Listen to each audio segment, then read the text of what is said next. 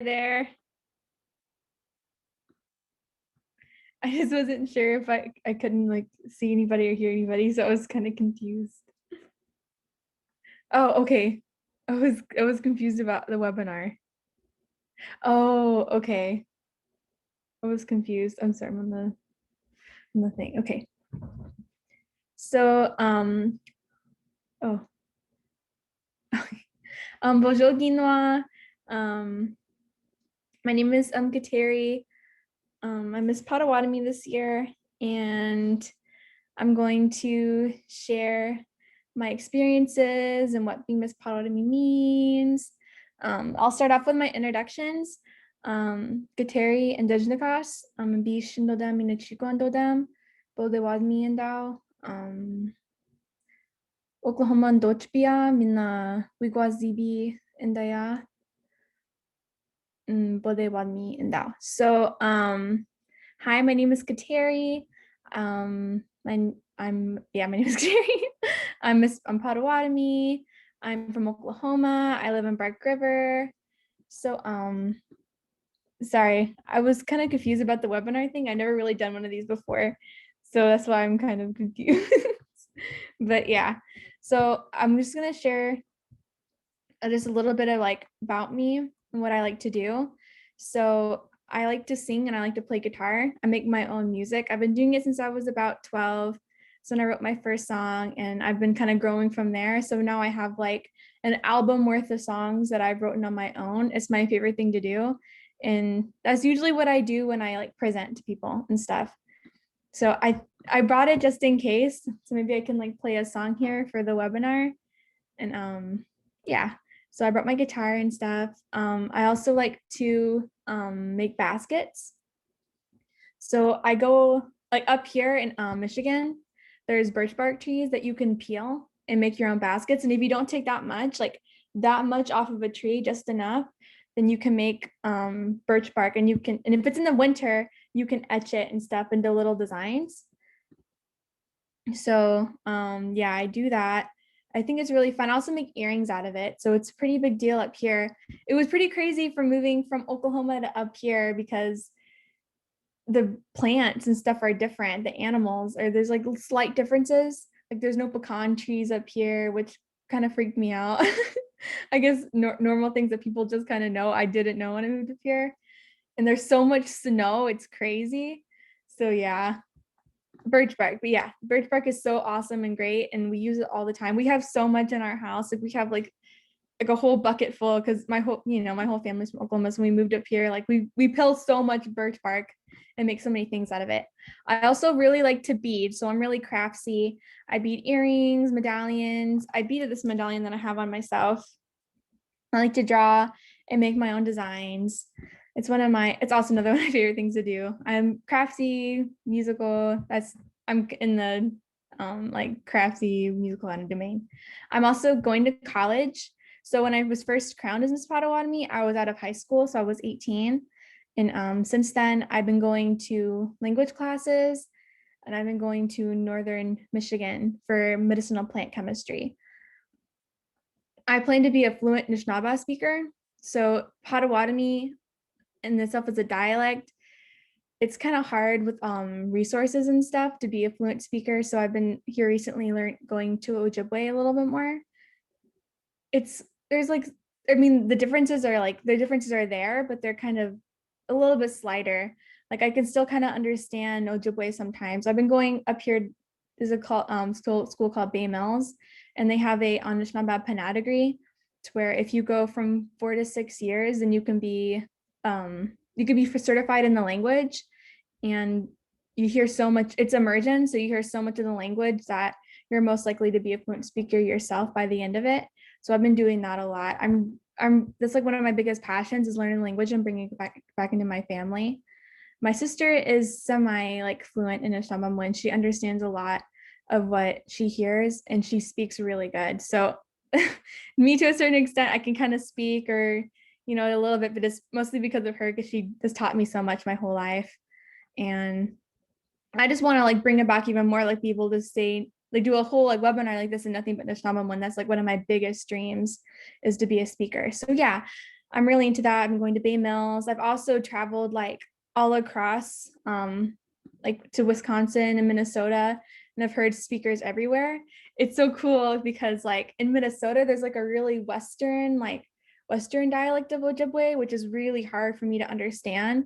But the more it goes to like the Upper Peninsula of Michigan, I can understand it. So like Bay Mills, I can understand the words a lot better than when I go over to Minnesota, which is really neat because like as Potawatomi people, we're like from here, we're from the Upper Peninsula, but there's not that many of us like in Minnesota and stuff.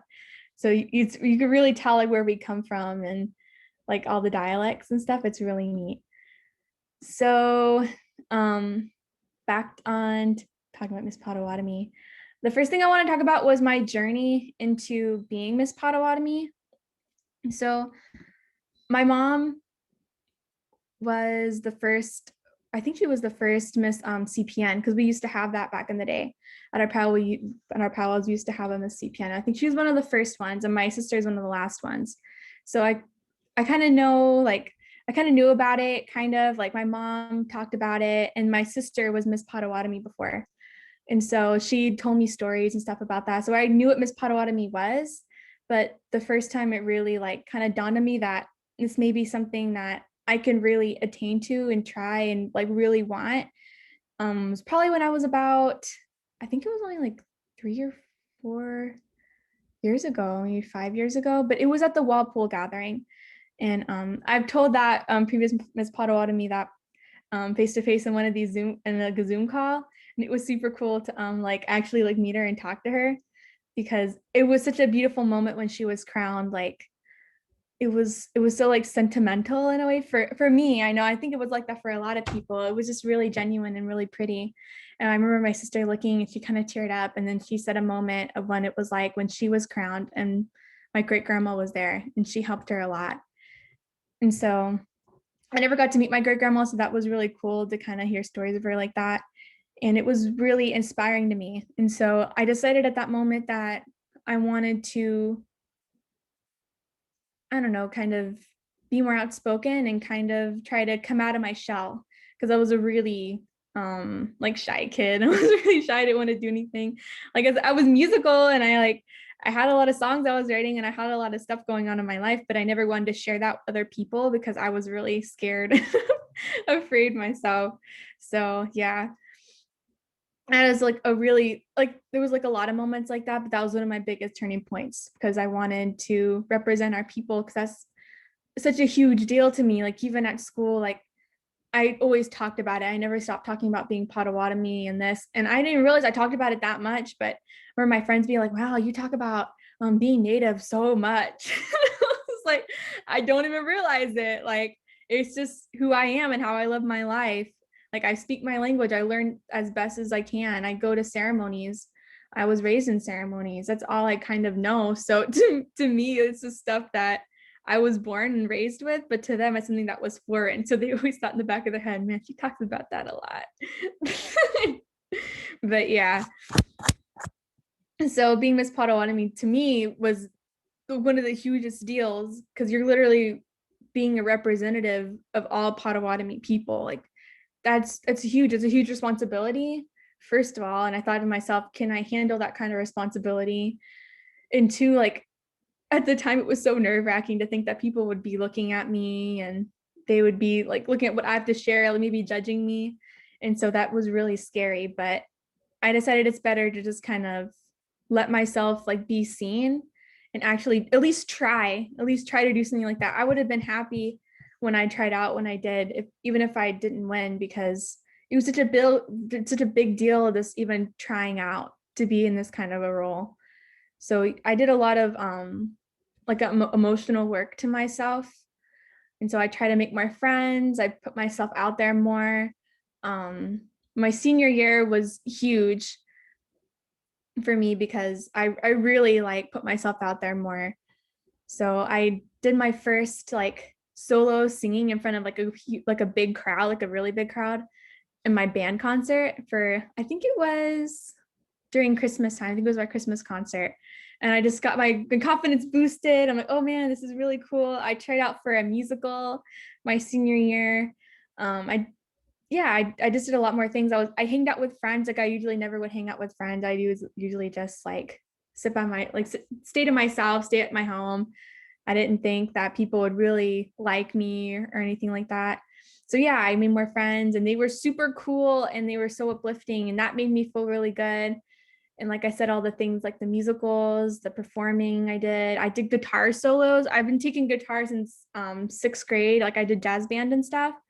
So yeah, I really boosted my confidence. And in the back of my head, I was telling myself during the summer, you're gonna do it. You're gonna actually try out. Like, so I looked at the what you have to do before, because you have to there's certain criteria you have to do before you go there. So you have to like write an essay and kind of like a little background, like who you are and like, like application. There's an application before you join and you have to do it like a couple of months in advance so you can like get your essay together and stuff. And so I was looking at that and I had started on that. And the part that really scared me was speaking the Potawatomi, because at the time I'm not as at a level as I was now as I was back then, because I wasn't around it as much as I am now. So that was super scary. But I knew that I did have a privilege in the fact that my sister was is so gifted with that and she worked so hard. So I knew she was going to be able to help me. But yeah. So I told myself in the summer, you're going to do it. There's no backing out. And then when it actually came to the summer, and then I was up here in Michigan, and after my graduation, that I moved to Michigan, like right after my graduation. I just felt this place was kind of calling me in a way. I have so many good experiences here. I didn't ever work at the school before, but at the time, like my sister is working, and I'm gonna go and visit her and visit her classes. And the fact that they had a Potawatomi school like in Hannahville, it blew my mind, because there was so many like natives around and there was so much culture and there was like language, and it's on billboards, it's on statues, like statues outside of their school. Like it was amazing to me. It like boggled my mind that there was a place like that. So I felt this place kind of called me in a way because it was just so amazing to me. So yeah, after my graduation, I moved up here to Michigan and I decided that I was going to take a gap year. So I was going to work and I was going to like get experience and stuff like that and learn what it is like away from my home. I wanted that kind of experience. I want to know what it was like outside of my home and what new normals and things that were different, a new like adventure in my life. And it was really exciting. Yeah, summer came around and we were doing a lot of stuff last summer, I'm pretty sure. Like we used to travel a lot before COVID. We were doing all kinds of stuff up here. But yeah, so the gathering came around and we did it by car. So we was packing everything up and I didn't bring my regalia.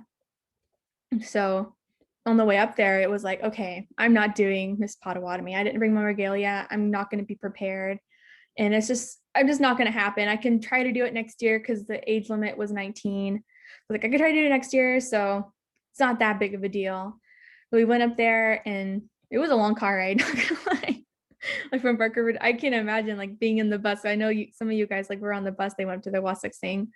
But yeah, and that's where it was 2 years ago. The gathering was at Wassaksing. And so yeah, we piled in the car. Also Freddie was driving up there. We made it so beautiful. Wassaksing was so beautiful. There was an elderly couple in Wassaksing. Their name was Anita and Vince Cheechak. And they had like a cute little Airbnb kind of thing for the gathering. They had a little trailer outside of their house. And so we stayed there for the gathering. And they were the nicest couple like ever. They were so sweet. They even took us on a boat tour when we were up there. Like they were so nice. So we met them, and then we were at the language conference and there were so many like great people and things going on. And I ended up volunteering, and then they were passing out Miss Potawatomi applications at the gathering. And I was like, oh man, if I could like I looked at my sister and I'm like, I know she brought her regalia, and I was like, okay, I changed my mind. Like I want to do it. Like I want to be Miss Potawatomi. I want to try out. I at least want to try out because I did all this work and on myself, getting myself prepared. I'm like, I think I can do it. I think I want to try out. She was like, okay, she was down. So she like the day of, I don't know if I decided the day of, no, I decided the day before. the competition started that I was for sure like I was doing it. And so we got everything prepared, like what I was gonna wear the next day. And the next day I was really working. I volunteered, I think I volunteered that day. And then yeah, I got all dolled up, I got really ready, and I went down there. And the other girls were so nice. So the first thing you do when you're trying out, there's there's like a mini kind of tryout thing where you kind of introduce yourself and you say, well, Lisa, how I think every year it's kind of different. So I know for 1 year you had to do interviews and stuff, but I didn't have to do that in while 16. So because I know everybody does it different. But yeah, in this one you had to do like introduce who you are, like say your Potawatomi, like speaking the language, do what your talent was. It was kind of like a mini kind of mock kind of thing for the next day to kind of get you prepared. And so after like I did it, and after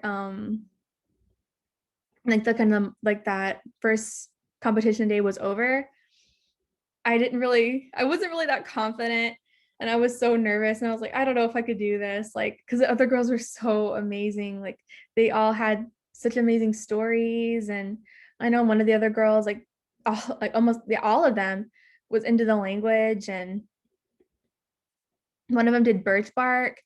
I was I was so inspired by all of them. They all had such amazing stories and talents, and they can sing and paint, and it was so cool. Like I don't know if I could do this. I like I don't know. I don't think I can win. And my sister's like, you know what? Like your whole life I've been prepping you with language and all this stuff. She goes, you're just as much as anybody else. And you have just as much language, you have just as much experiences. She goes, you can do this. You can do this. You can try out to be Miss Potawatomi. You can go, you can show yourself. Like you can share your gifts and talents and not have to be afraid of what kind of person you are or somebody judging you or whatever. Because I think when I did the Potawatomi, like it was so hard because like I said, I didn't have as much experience as I do now. So a lot of the words I jumbled up on. But I still like a whole page. In Potawatomi, I still like a whole page. But I didn't pronounce it that well. So I was a wreck afterwards. But yeah, that's what my sister told me to kind of pick me up. And it helped. It really did help. I was like, okay, I'm gonna do this. Like I have so many people behind me, like has faith in me. So I'm gonna go for it. So that next day, um, it was near the afternoon. That's when grand opening started for the entire like powwow portion of the gathering. And that's when they decided the Miss Potawatomi. That's when the competition was on the first day of the grand opening. So I was all dressed up. I made it. I'm not that confident with dancing either. I do a lot of traditional. I never really went into fancy or jingle, even though I really want to. So I've been practicing really hard here lately to do fancy. I want to so bad, but all I used to do, well, all I still do kind of. That's all I have experience with is traditional. So the first part of the Miss Potawatomi competition is that you dance, like you do like a couple of dances. And then the second part is you share your talent. The third part is that you do like a Q&A kind of thing. That's kind of like that was kind of the interview portion. And I don't think they told you what the questions were either. Well, they told you what two of the questions were maybe. And one of them was a surprise. But yeah, at least some of those questions were something that we weren't prepared for. So it was kind of like a pop-up question. So yeah, the dancing happened. I was my traditional, what I usually do. I've been doing it my whole life, just kind of going around. And then I did it. It was pretty fun. I like powwow season. I'm all here for it. So I think it's awesome. And then I think they did two songs. And the girls wanted to do a sidestep, and I'm like the not most confident like dancer. And so I didn't know. I was like, oh my gosh, like what if I mess up the sidestep? And my sister's like in the side, and she was kind of like showing me like you could do it. And I was like, okay. So the song started. I was really giving it my all. Like I was really sidestepping it up. And it was so awesome. So like, wow, I didn't know. I don't think I've ever like danced a sidestep before. I probably have, but it was probably a long time since I'd done it. I was like, oh my gosh, this is so wild. But I did it and I went through it and I was like, yes. That's the part I was most nervous for. I was so scared for anybody to look at me. And so like, and when you're dancing, it's only like the girls who are trying out for Miss Potawatomi dance with you. And so I knew people were looking at me and stuff. And you're being like, this is a competition, so you're being judged and stuff. I was nervous, but yeah, we got done with the dancing part and then went to the talent part. I also forgot my guitar. So that the first day of the competition, I didn't show my talent because I had forgot my guitar. So I had to like find somebody with a guitar. And Alexa Dawson was at the gathering and I had asked her like, can I borrow your guitar? And she was super cool. She was like, yes, you can borrow my guitar and I'm really excited for you. So she was super supportive and she's another like big reason why I got, to be crowned and stuff because I didn't have my guitar or anything. And she really helped me out there. So yeah, I shared a song that I wrote when I was like 15. Yes, I shared a song that I wrote when I was 15. It's one of my favorite songs. It's called Indigo Skies. And yeah, it went really well. Then everybody else shared theirs. Like I said, the other girls, they were just so amazing.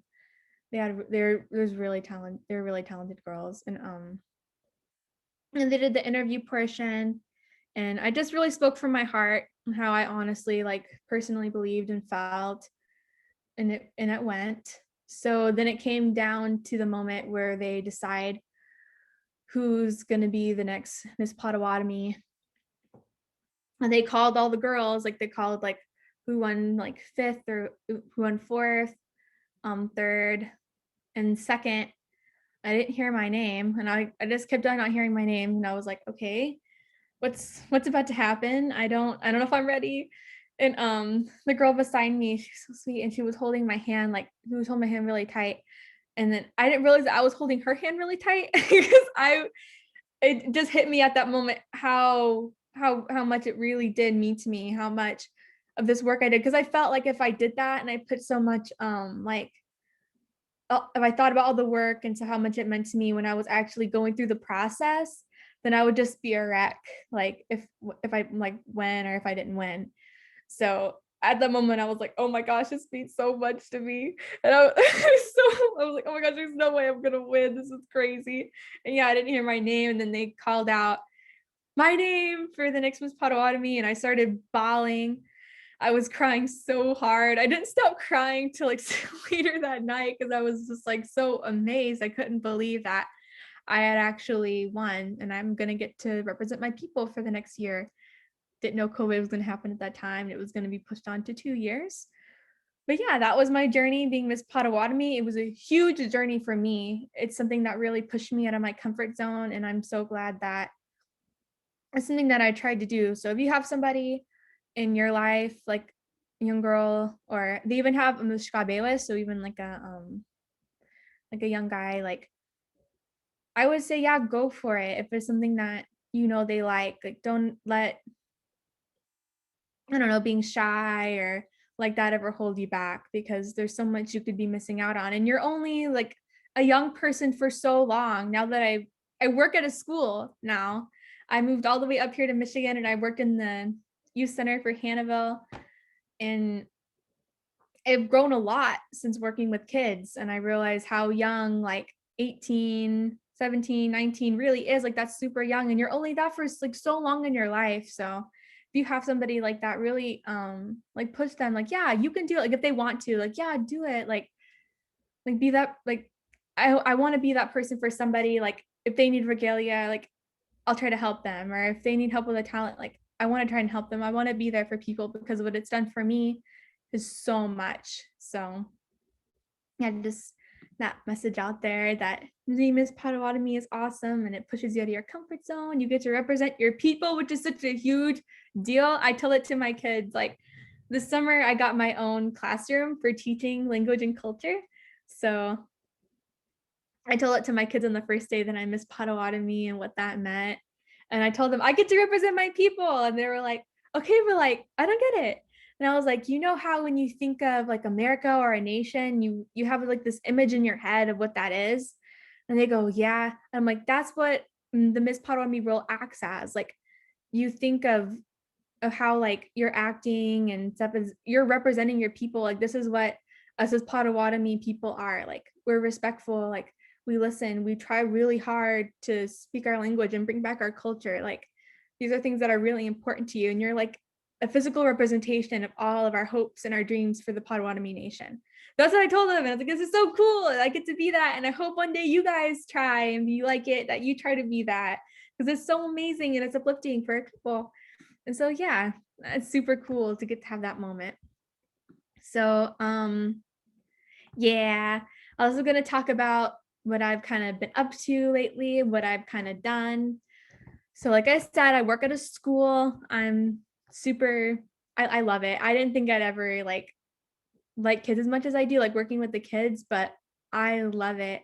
They're so fun. Like, I'm still shy and awkward, and kids are not shy or awkward about things. Like, certain kids are, but there's so many kids that I work with who just aren't, and they like force you to come out of your comfort zone and kind of they'll say silly things that make you laugh, and there's so much energy, and they've really helped me grow as a person. So I'm thankful every day for these kids at the school, because they help me as a person, and I try to help them back. So whenever they're going through a hard time, I'm always there for them. Like, you can do it just a little bit more, like push through, like you guys are awesome. And it's so cool also to be able to work at a school and see the future of your nation. Like, I'm working with the future of the Potawatomi Nation, like almost every day. Almost every day I work with these kids, and I'm trying to teach them as much as I can, like empower them as much as I can to be that future representatives, to be the future chief and councils that make decisions for our community, healthy decisions in our community that leads in good directions. I work really hard to you know, do the best I can for them, because those roles are hard, but I really hope that we're preparing our kids enough for that. I know I'm trying my best. So yeah, I work at a school. I've been doing a lot of Zoom meetings here lately because, COVID, but even though it's dying down. So this last weekend, I actually presented on missing and murdered Indigenous women. I did interviews of different women who have been affected with domestic violence, and it was completely anonymous. And then I shared their experiences, and that's what I did this past weekend. So I actually presented, but most of the times before that, I've been on Zoom, and I sing a lot on Zoom. I think it's so fun. I love singing and all that. I was thinking about doing it in this one, but I'm not sure. I'm not sure about webinars. This is my first one. So yeah. So yeah, do a lot of Zoom meetings. I've been learning a lot of language. Like I said, I'm all about learning the language. I've been really in it. I've been hearing a lot of immersion. So 2 weeks ago, we traveled to Wisconsin to the Lakota res, and they have a school on their res who they have an immersion school. They speak nothing but Anishinaabemowin from like kindergarten all the way to like 7th, 8th grade. Nothing but Anishinaabemowin. So they're like fluent speakers at 10, like 7, like fluent speakers. So when we went down there and we're interacting, like some of these kids, like you wouldn't, like, like they act like any other kid, yet they're literally so knowledgeable on like our language and our culture. Like, just at that young of an age, just already there, like speaking fluent Anishinaabemowin and knowing so much, and knowing how to know how to get maple sugar and all these different things. Like, they just know that. For me, it's crazy. And I'm like, well, maybe one day, like, I can get my family to that place where we can be 7 years old speaking nothing but Anishinaabemowin and knowing so much about our culture and our language. It's just so amazing. It was so amazing to see. And it kind of, in my mind, it sets a precedent to where we're going in our nations, to where one day we see a lot of immersion schools. Like, look at how many schools there are where they're speaking nothing but English. But how many schools are there where we're speaking nothing but Anishinaabemowin? Like 1 or 2 that speak something but Anishinaabemowin. Like, we deserve that. Like, we deserve a lot of schools that speak nothing but that. It creates a really like a safe place knowing where your language is, because where the language is, the culture is. Wherever you see somebody who really supports the language, most of the times they really support the culture, and they're trying their best to uplift people. So I always feel at home in like language communities where they're learning and speaking, because I see the initiative there. To me, it's one of the biggest deals to learn. And I have so much respect for the elders, even though like there was even like violence against elders when they were younger, some of them, and they still choose to teach the language. They still choose to do that because they know how important it is. I have a lot of respect for our elders. And also here recently, like I said, I've been trying to dance. So I've been practicing a lot, and I've been making my outfits. I've been learning how to sew. Like I sewed this with my grandma a couple of years ago, like this shirt right here. And I also sewed a skirt to go with it. So I've been kind of sewing for a while, but I never like actually sewed like my own outfit just by myself. So I've been trying to do that. It's super hard. And I've also been beading like this, and I have 2 hair ties that I've worn previously. My big goal, it's a big goal. I don't even know if I've even started on it yet, but I want to make moccasins and like the leg warmer things. I don't know if that, yeah, no, I do. Yeah, that's what I was thinking of, like beaded moccasins. That's what I want to someday have. Um I'm looking at a little slideshow that I have for myself, so I just kind of stay on topic. What I have done and accomplished as Miss Potawatomi, just some of like the things that I've kind of done. So before I actually made the journey up here to Canada, here in Michigan, I tried out for the Upper Peninsula of Michigan State Fair. So I did a like a competition little thing. There's a competition in each district, and I tried out in the district I live in now. And I played one of my songs for them, and I ended up getting passed to the next round, which was to actually perform at the state fair. So it was like a day before we left, and I didn't think I was going to get to make it to it, but I was able to. And so yeah, I tried out, and I actually made it to the next round. I knew I was going to be playing at the state fair, and then we made this journey all the way up to Canada like a couple of days later, and ended up being Miss Potawatomi. So then I returned back to the competition. I performed as Miss Potawatomi for the state fair. And that was like one of the first things I did with my crown. And I think that was super cool. It kind of set the stage for me. Like, come on, like you gotta go. You gotta show everybody what you're doing. Like, this is so amazing. And so that was so cool. Being able to play in front of a lot of people and stuff. And that big of a stage. Like, I don't think I've ever played at that big of a stage before that. That was like the biggest stage I've ever performed in. And I think I should live there. I think I should live on a stage because I have so much fun. I think that's the best. And I've also done a lot of presentations with the Native American Justice Coalition. So I do a lot of presentations with them. Just like I said, the last weekend that was with them, the Native Justice Coalition. I did another presentation at a college. So that was really cool. I was just kind of presenting on, what the language and culture is as being Miss Potawatomi. And that was really neat to see different like walks of life. That's not just in a Potawatomi kind of presence. Like there was all kinds of people there. So I was getting to talk about what it means to be Miss Potawatomi to people who know like literally nothing what it is to be Potawatomi, or what your history is, or like what that looks like, what your culture, what your language is. Like it was really cool to be able to talk about that. I forgot like what the questions were. I think I was in a panel, so they asked me certain questions. So yeah, that was really cool to be able to do that. Just wearing your crown and being in regalia in a setting that's outside of like Potawatomi presence, Native presence, it's almost kind of daunting in a way, because that they don't, like other people don't understand what you're doing. But I always pushed myself to be like, I'm not ever going to feel intimidated, because like I said, like I'm literally a representation of my people right now. So I can't ever act in fear.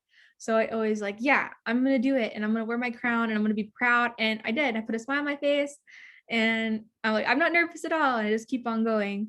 But yeah, it's pretty like daunting, like I said, to be in a different social settings, as obviously being different. Like obviously, okay, like she's wearing a crown on her head, why? And I never thought about that until I actually did it. Like, can you imagine like thinking you're like normally at college or something, and somebody walks by and they're wearing a big old crown and a ribbon skirt. And it's like, wow, like that's different, especially like I can't imagine if I'm not like native and looking in on that, like, ooh, like that's super different. Never even people have probably never even seen that before. Like, whoa, what's going on there? And so people was like, I like your hat. And I was like, when they walked by. And in my head, I was like, this is not a hat, but it happened so fast. And I was like, keep on going. This is but not a hat. Yeah, it's super cool. Things that I hope to do. That's another one of my slides. So I'm going to college right now for medicinal plant chemistry. I want to be able to know like the plants around me and make them into oils. That's something I want to do. Something I want to do is like a business idea, like making my own business and starting that. I want to be knowledgeable in that. And this degree plan that I'm doing right now gets you prepared for that and to run your own business. So I want to be able to take all our traditional medicines, like all of our teas, all that. And we have so much knowledge.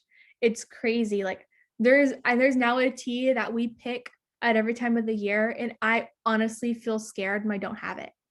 Like how people like depend on certain things, like from a store, like I depend on it from the earth. Like I'm literally scared of running out of this tea. And I'm not kidding. Like I'm honestly scared of it. I use it all the time. And I'm like, I love it. I pick all kinds of teas. I pick some of the teas like you can get off of like tree bark.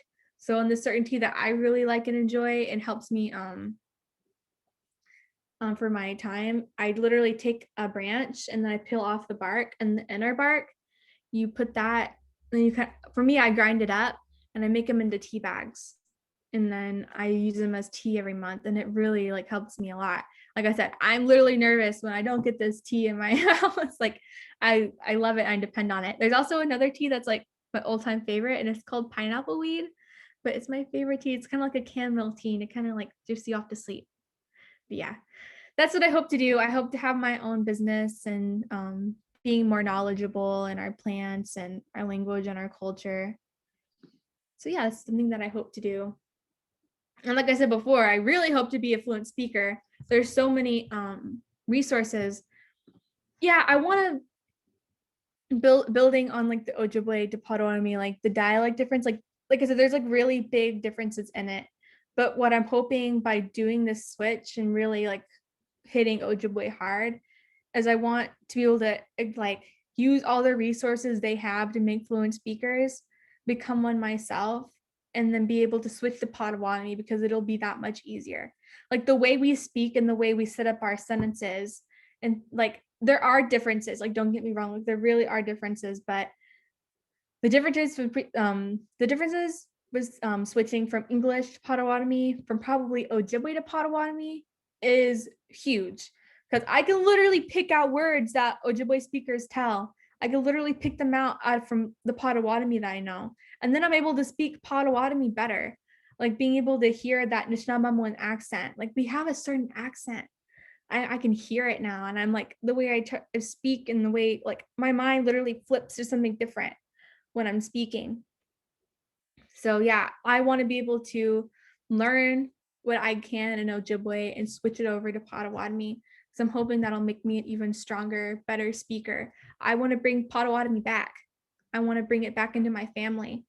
I know my great grandma was the last one to speak it, and we didn't even know she spoke it until she was older. I want to bring it back. I want my kid to be able to speak it. I want to be able to speak it. I want to be able to go in a store and speak Potawatomi. I want to be able to do that. Like, and I don't think that's really that much to ask. Like, I speak English and I can go in any store. Like, how come I can't speak my indigenous language, the language that I love, the language that I feel like I was born to speak? Like, that was the first word I ever spoke was an Anishinaabe word. Like I said, my sister works really hard and she's really gifted and talented in that. And she spoke to me as a baby all the time to the point where my first word was like nonek neabo, or it was kind of like a shortened like version like nabo, like I wanted milk. Like I said that as a baby. Like it's like the language I was born to speak. That's what I want to do with my life. So to me, it's not too much asking like if I can go to a store and speak it. Like I don't think that's too much to ask because we could do that in English. Like all the things that we can do in English, I want to be able to do Anishinaabe, and I really feel like that is a true representation of what equality kind of looks like in my head, of what equality truly looks like. As I have just as much resources and I can do just as much things speaking my language as I can English. Like I said, English is important to know. Like a lot of people like speak and know English. So you can go to Korea and be able to speak to people and they'll understand you because they take English classes. So I get that it's like a like in capitalistic, it's like really amazing. But indigenous wise, like so many of our dialects are dying. Like so many, like almost like what is it like every day there's an indigenous dialect around the world that dies. I don't want that to be ours. I don't want that to be ours. And I think that we need to focus really hard on uplifting that. So my next slide, it says what I hope to see in our communities. And like what I just said, like that's what I hope to see in our communities. I hope to see more stores in Nishnamamwen, like in Nishnamamwen, like brands in Nishnamamwen. Like there's so many native clothing brands that they're trying to do now. They're trying to push that. I see the initiative there all over. Like we really need to harness that as like Potawatomi people, like bringing our language back into everything. I know that like our tribe here, like I live in like Hannahville right now, so it's like I had to bring myself back. Like, oh, you're talking like your people, your tribe, your citizen band. So I know like our roads and stuff are I see they were labeled in Nishnamamwen, but in some reses they aren't. Like there's no Nishnaba roads. Like there needs to be more of that. I want immersion schools in Potawatomi. And I don't think that's too much to ask. I really don't. It's a lot of work and I'm gearing myself towards maybe someday being able to support that if that movement ever happens to support indigenous schools because schools are so crucial to our nations. Are so crucial like as a social institution like they tell you what's normal and what's not normal, what's okay and what's not okay. I know growing up in my school I love my school. They were really nice to me. I had a lot of great experiences. But as a Native person, it wasn't that easy. It wasn't that easy to bring in who you are and fit that in to going to school and being a normal student. It was a lot for me, like my ideals of science and history, so different. My ideal of history was so different. They didn't even have what our people went through in a book. They didn't have the trail of death in a book. That was terrible. Like they took us all the way from upper Michigan. Like I have cousins here. I have cousins here in upper Michigan. Like I'm literally related to people here. Like it's the proof is in my eyes that I literally came from here. Like I literally came from here. And they removed us for like what? For resources, just because they wanted the land. Like, and they don't put that in a history book. You can't do that. I am American. Like this is American history. This is what being American looks like. It looks like sharing your language and your culture, but not all the time that's embraced. And so to me, looking into the future of what our communities should be looking like, it's looking like we all have our own schools. I think that would be awesome. I know that's a lot and it's a huge step. You'd have to find the people to do it. You'd have to like, but that all happens. It's like the hard part is getting the language there because there's so less resources. That's like in my head the hard part. But I'm gearing myself towards it. I want to be able to speak fluent Nishnamamwen. I want to give that to my kid. I want to be able to one day when I have a son or a daughter, be able to just like have them be fluent when they're kids and they don't have to go through the process I'm going through of trying to be a fluent speaker because it's crazy. From Oklahoma, I had to move all the way up here to speak the closest dialect I could find. I had to move like half across the country. That's crazy. I don't want the people that come after me to have to do that. I want to take accountability and responsibility. This is what I really want in my life. And I'm going to move mountains to do it. And so far, that's what I've been doing. I want to maybe go to Minnesota and go through a program there too. But as of right now, I'm going through my PNAP program, and that's good enough for me because it's so much immersion and so much language. It gets hard sometimes. Persevering and keep on going. Like I usually do summer classes, but this summer has just been so crazy because I have my own classroom and I'm teaching my own students. So it's kind of hard, like there's so many amount of listening hours you have to do to complete this program. So that's crazy for me to think about doing all that while I'm working this job I'm working now. It's so hard. and then we're going to college and being a full-time student and adding that on top of there, like adding on top the weekends I have to like give up out of my life, the some of the weekdays I have to give up out of my life, some of the like the weeks in general, like there's so much time in my life that I've given to bring that back in my family that my sister has given too, my brother, my sister, like my sister really did the most. Like she was the first person to move up here, and it was just her and her two kids, and she had to make things work because that's what she wanted. That's what she wanted in our family. She wanted to see the language back, because seeing the language back means we're back. Like we're like who we were meant to be. Like in my home, like in my family, that's how we feel. We feel speaking the language and knowing our culture and traditions is who we were meant to be. And so we try really hard to bring it back. So the amount of stuff I know now versus what I did then is it's almost astronomical, I think, because I've learned so many more cultures, not cultures, but like so much more about the culture and so much more in the language. Even though I've been raised with it, like um I was raised in Chibaquas and stuff out in the back of my grandma's house. Like that's where I got a lot of, I guess not religious, but that's the only thing I had for religion. I never really went to a church, even though I'm named after a Catholic saint.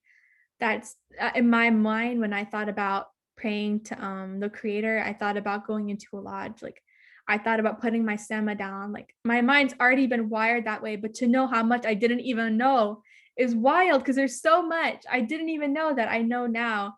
And I'm proud of myself. And I'm glad to be able to do that as Miss Potawatomi. I think that's pretty fitting because I'm always thinking about what our community needs. I've been working in the communities and our Potawatomi communities, specifically here in Hannahville.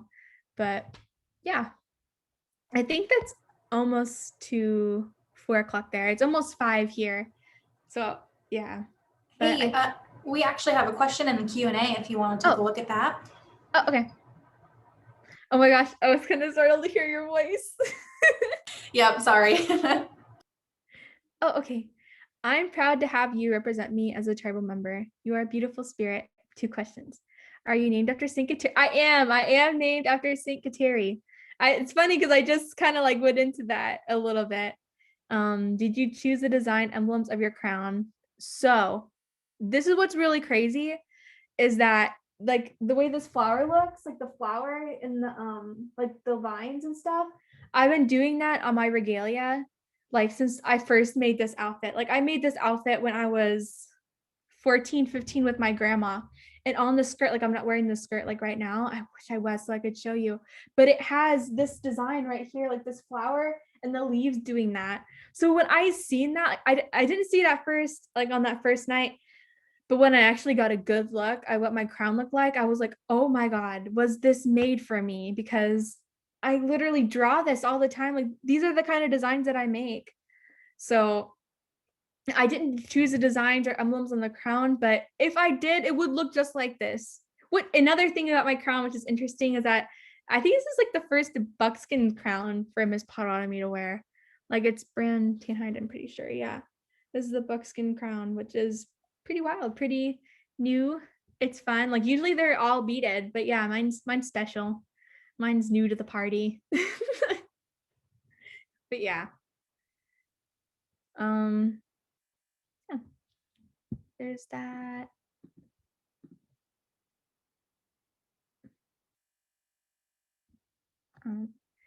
Hello. I think you didn't even know you had moved away from Bethel Acres. Yeah.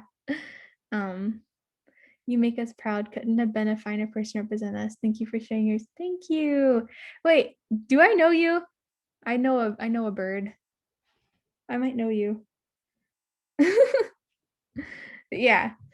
Yeah, it's crazy. A lot of people didn't know I moved. I kind of made it last minute. Not really. It was really hard on my mind because I was going to go to college at OU. I'd already been accepted and I had everything worked out, but I knew it. I'm like, that must be Rachel's mom. Like, I think I know her. Yeah. Hi, how are you doing?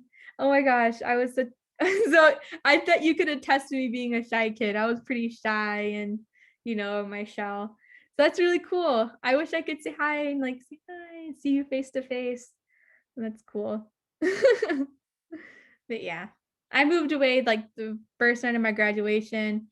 Kind of wild, but like I said, this place has kind of called me. So yeah.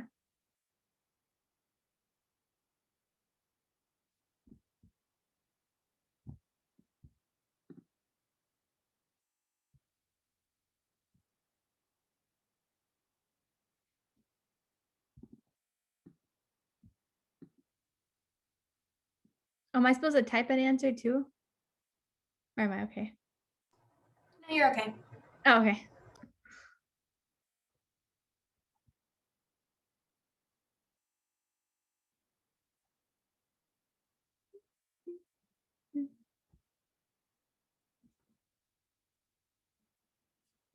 Man, I was really talking all the way to 5 o'clock. I was thinking of sharing a song, but then I just kept on going. Like I had my slideshow to go off of. And so I was like, I have to finish it. But I'm like, man, I was gonna sing my song, but I didn't get to.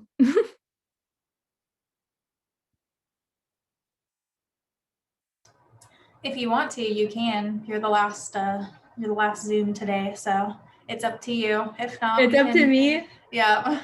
I'm about to bust it out because I have everything set up because I was about to do it. Go for it. Okay, I will. Like I said, I got my mic.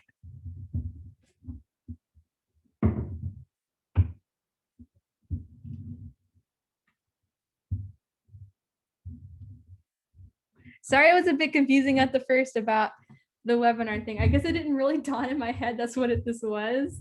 And so I was confused at first, but I caught on.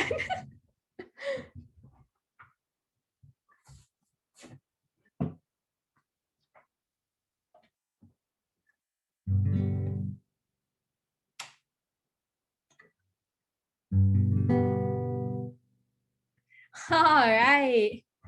All right. I'm about to sing a song. All right.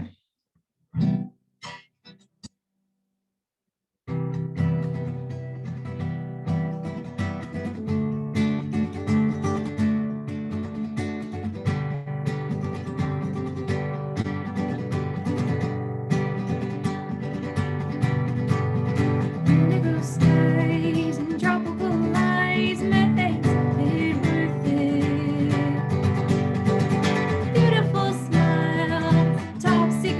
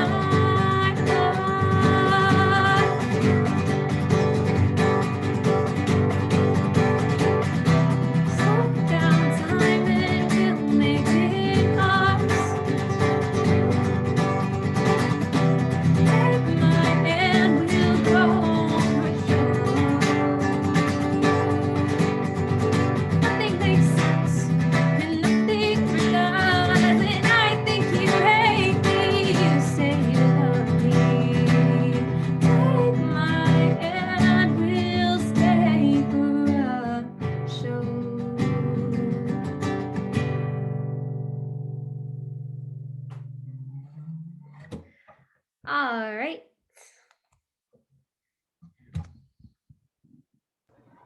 Is there anything else you want to say?